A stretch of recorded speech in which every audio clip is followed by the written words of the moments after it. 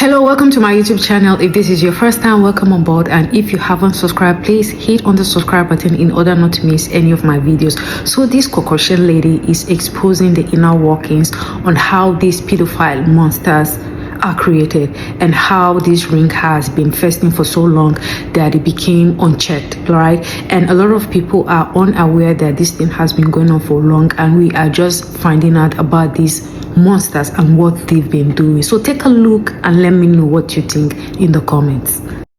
Jeffrey Epstein did not invent a dark new crime. He stepped into a very old role.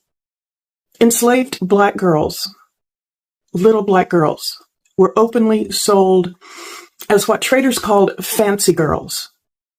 That was not some backroom slang. It was a market category.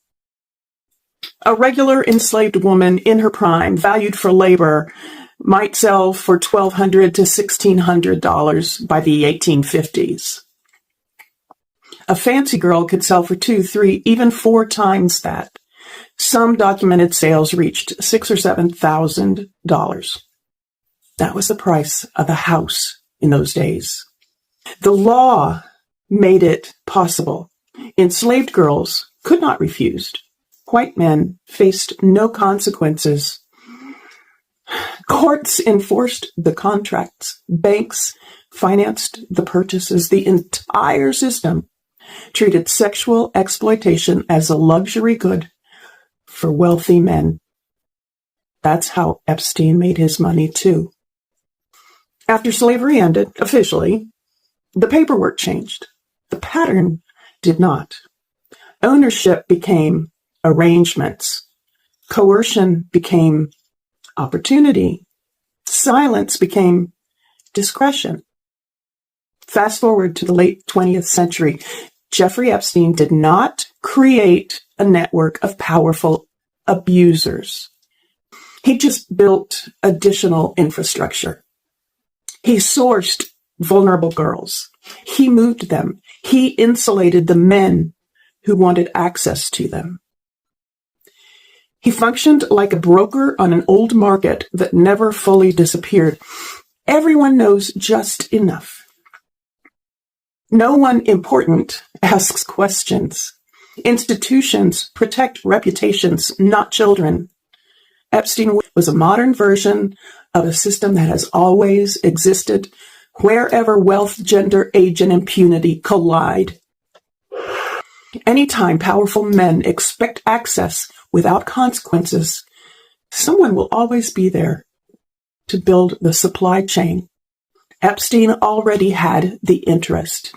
He already had access to rich men. He had a creepy charm about him that those rich men recognized.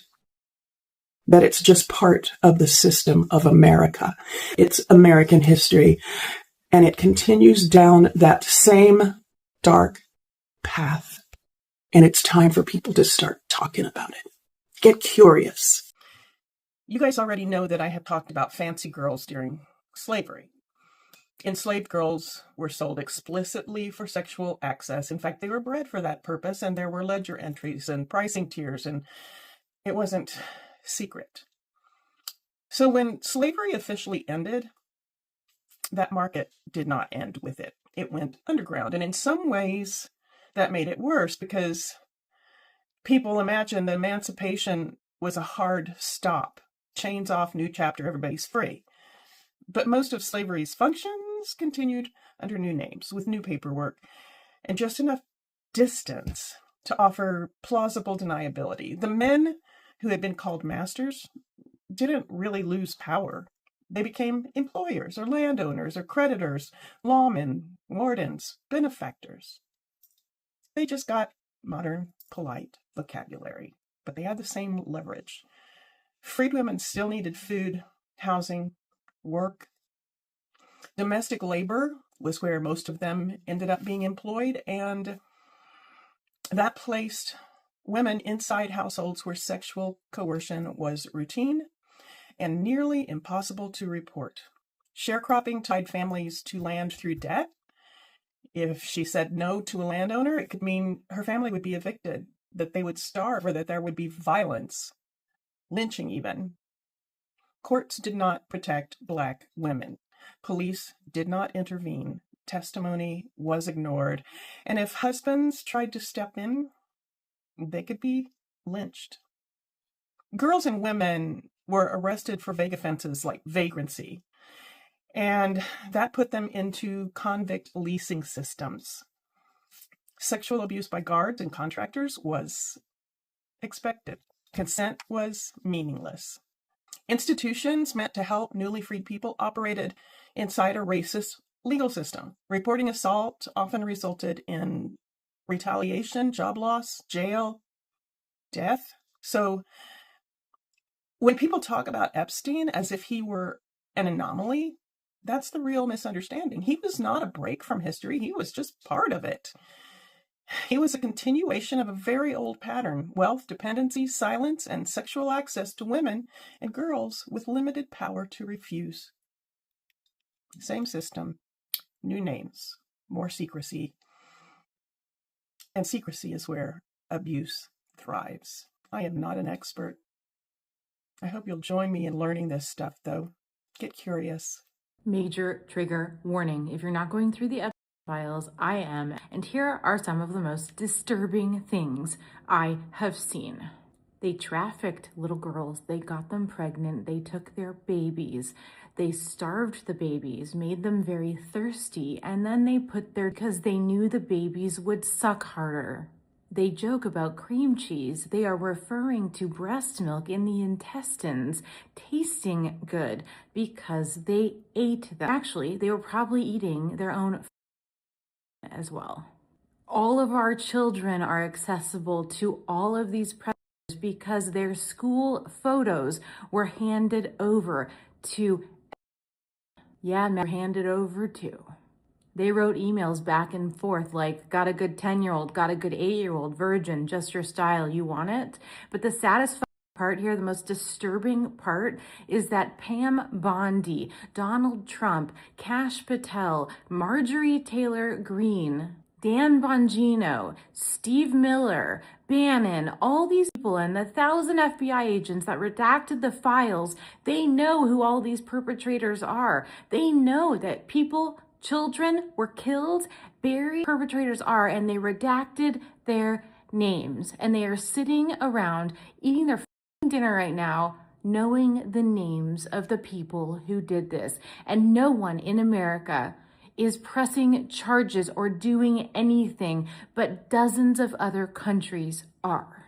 Who was cooking the meals? Who was the staff? Who are the people that could speak up? I just want to believe that some people are desperately evil. They will stop at no length, or they will go to whatever length to manifest or do their evil tendencies. This is how other countries are responding to the Epstein files. In India, they're protesting their prime minister because Jeffrey Epstein mentioned the prime minister in an email stating the Indian Prime Minister Modi took advice and danced and sang in Israel for the benefit of the US president. They had met a few weeks ago. It worked. Almost as if they had puppeteered the whole thing, and Indian citizens are demanding transparency and accountability. Norway is waiving their diplomatic immunity for their former prime minister because he had visited Epstein Island multiple times. And just as a reminder for context, that's after Jeffrey Epstein pled guilty and therefore was convicted to that of a minor and was already released from jail. And because he visited the island many times after that, Norway is seeking criminal charges against their former prime minister because of it. The murderer, formerly known as Prince Andrew, has not only been stripped of his titles, but now is being formally investigated. There are resignations left and right all over Europe, but in the United States, people like Elon Musk, who sent emails like this from his work SpaceX account, is not only not being criminally investigated, but apparently the investors at SpaceX don't even think it's a problem. Gee, I wonder why, and are still planning on going public with SpaceX this year. I mean, let's not even get started on this, who allegedly watched his newborn child from his underage victim get murdered and disposed of in Lake Michigan. And nothing, just proving that the United States government is just the largest PDF ring in the world. To all the people who are told, stop talking so much, why do you make everything a big deal? It's not that deep. Now's your time to shine. Now is your time to shine. Matter of fact, it's always been our time to shine, because if this Epstein debacle is showing us anything, it's how deeply entrenched it is in our society to be complicit, to turn a blind eye, to protect the gang, to protect your friends, to protect whoever it is, whether you look at it from the lowest of the class to the highest of the class. That groupthink mentality is the end of times. You people who refuse to think for yourselves, you refuse to accept new information, because there's nothing wrong with being wrong. We're imperfect. It's gonna happen. But be open to the possibility that you could be wrong. These people are hell-bent on covering this up. And you know who's not letting it go? I guarantee you the same people who have never let stuff go their entire lives. They do not want to keep walking as if this is not happening. This is not normal. They're not underage girls. They are children. They are little girls who probably were not even menstruating. Do you remember, as a woman, I'm speaking to my natural born women, because you're the only ones who are going to relate to this. Your first time having to insert a tampon? I don't know if I'll go flag for that, but a tampon? I was so nervous. I couldn't even do it. I had to ask my mom. Couldn't ask my dad. I mean, that's definitely not a dad conversation. I asked my mom, and she was just like, gave me the instructions. I was like, okay, I'm gonna go in and try. Like, I was terrified. Now, I was a late bloomer. This is TMI. I'm sorry, TMI. I didn't get mine till I was maybe in high school, maybe almost sophomore year. I did not get mine. Okay. So I say all that to say I was a 15-year-old girl when I first started menstruating. I was terrified of using a tampon, and that is not a uncommon feeling or experience. So I need you to take that same lens and look at all these young girls that he was doing all kinds of horrific things to. And I'm trying not to cry, but I'm one of those, I cry when I get angry. Like, I'm so pissed at it to learn that when he was first sentenced, or his ass should have been under the damn prison, but his little homeboy got him 13 months where he had work from home. He could leave the jail during the day, come back at night. Oh, what a punishment. You can't sleep in your bed at night. The way that he was able to get that is because they classified the young girls as, what did they say, like solicitation for prostitution? I'm so tired of people saying, it's not that deep. It is that deep. A prostitute, whether you agree with sex work or not, that's her choice. Most of the time. I'm not talking about sex trafficking. I'm not talking about that. I'm talking about the girls, the 304s, the people I like to be on 304 TikTok. Those girls who make a choice to lay on their back or do the splits or whatever they're doing. They chose to do that. That's how they want to make their money, right? That's a prostitute. A child who a man or a woman is using as an outlet for their sexual deviancy, that is not a prostitute. That child cannot consent. You fucking weirdos that say, oh, that little girl's being fast. Fuck you. All right. And I don't care. I have a potty mouth, because some of you need a lot worse than an F-bomb. As what was the mayor of Minnesota? I'm so sorry if I offend your Disney ears. Get that upset about a little girl, a little boy, not knowing where they are, not knowing what's going to happen to them. Or even worse, going through it and knowing it's going to happen over and over and over and over again. How does that not make you angry? I think a lot of you are sociopaths. I think you need to go see a therapist. I think that you are either just willfully ignorant, or you are just beyond having compassion. To call victims prostitutes, to have those put in positions that are supposed to keep democracy, and they are just as corrupt as the villains they're supposed to be burying under the prisons. Let me tell you what I do believe. I believe, and I wish, and I hope, and I pray for the day that all of you die. Around the time my grandparents were born, many large companies created what were called company towns. Now, think about it. These large companies are owned by people with a lot of money, men with a lot of money, white men with a lot of money. That company built the houses, it ran the store, and sometimes it controlled the school, even the church, and of course, local policing. This sounded like a great deal to employees who were hungry for work and for families that needed housing. But the same company that paid your wages also controlled your rent and your food. If you got fired, which could happen for any reason, you could lose your home immediately. You would be thrown right out. Migrant labor camps worked pretty much the same way. Agricultural growers housed seasonal workers in employer-controlled camps near the fields. Housing was crowded, wages were low, transportation and supplies were pretty much always controlled by the supervisors. For women, especially Latina, Indigenous, Asian, and Black women, that created powerful leverage. If a supervisor demanded sex, refusing could mean eviction, blacklisting, or being reported to immigration authorities. You think it's so different now? Police were complicit. Complaints didn't go anywhere, so they were rarely even made. So now, fast forward to today.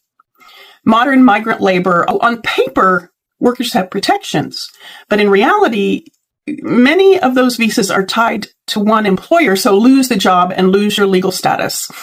So let's zoom out.